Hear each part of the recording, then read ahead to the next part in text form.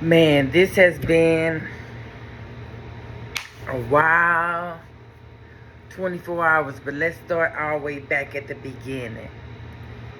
July the 3rd, I was headed to basically Dallas, Texas. I kept saying Duncanville, but it's basically Dallas, Texas for my girlfriend's 60th birthday party. Surprise birthday party is what they told me. And everything was going good. Like, I parked my car, caught the shuttle from where I parked my car to the airport, got to the airport, got checked in real easy. Shortly after I checked in, we was boarding, and headed to Atlanta. Everything was cool. They gave us some snacks and some soda on the way to Atlanta. When we landed in Atlanta, it was about 10 o'clock or 10:30 Atlanta time. And so my flight was not leaving until afternoon.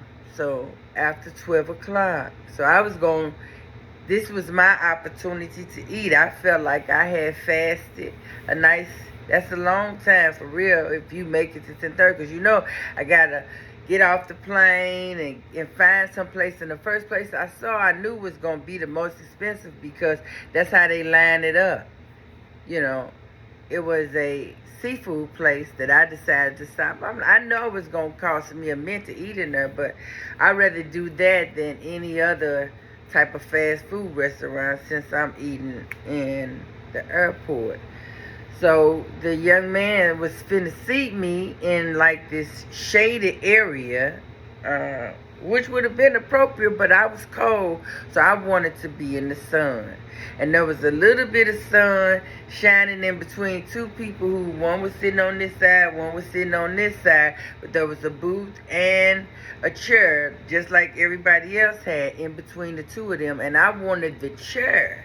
They were both in the booth because the sun was shining directly on that chair. So I wanted to be right in the sun. So I asked him to move me. And he moved me over there, and I sat down. As soon as I sat down, the man that was sitting to my left, facing them to my left, he started flirting immediately, told me his name, and, we was chopping it up, and, just in the airport. So he's openly flirting, and he wants to airdrop me his information, which he did.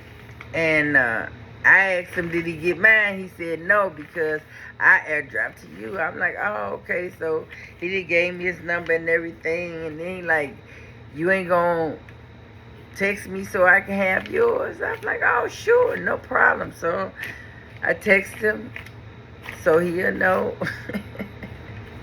I got his information. And shortly after that went over probably a 20 to 25 minute period. That whole little process of us, talking a little bit and, explaining what we doing. Because he cried in the midst of his introduction. He cried. Because he said he was going home because his grandmama had passed away. I mean, literally broke out in tears. He said several times that there's not too many 60-year-olds that still have their grandmother. So this was a shock to him,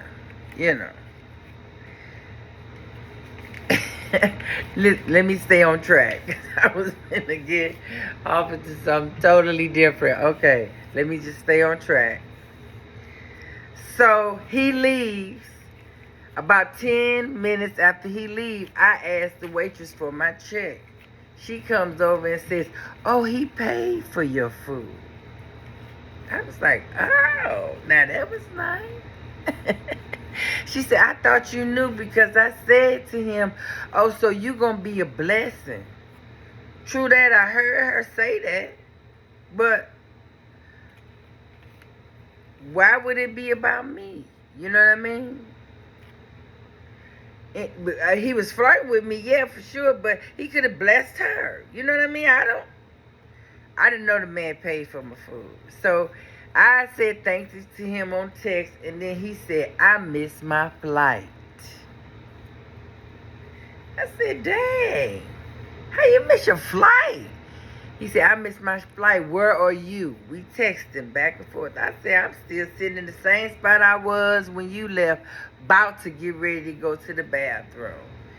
And by the time I sent that and did maybe a second or two, he was sitting in the chair across from me,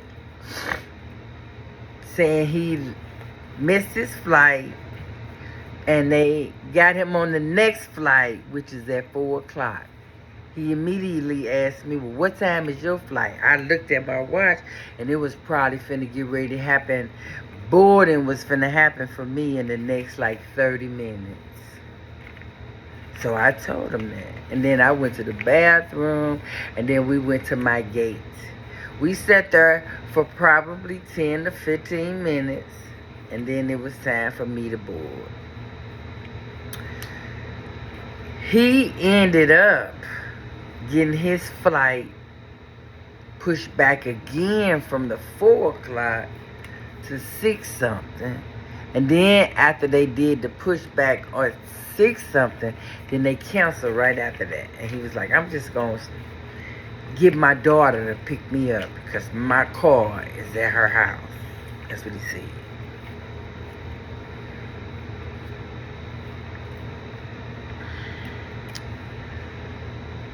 See that, but now I gotta stay on trajectory because I want to get into the fact that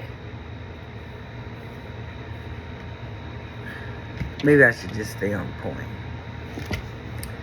So now I'm in Dallas, and we chapping it up. You know what I mean? I'm happy that somebody paid me some attention, and I think he just happy. Because he met me, he kept just saying, it was worth it. It was worth it. Because he ended up staying where he was, wherever he was.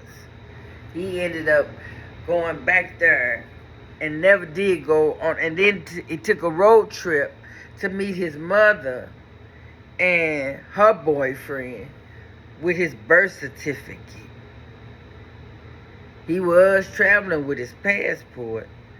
But what happened to the grandmama that died? I thought that's the reason why you had to go home. Because of the grandmama that had passed away. But since they canceled the flight, you just went on back to your life and like you ain't going. But you cried tears.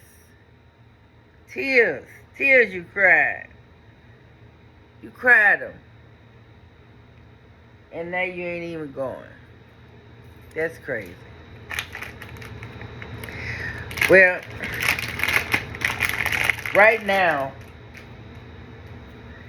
I got to get ready to get myself dressed so I can get back over to the Love Airport.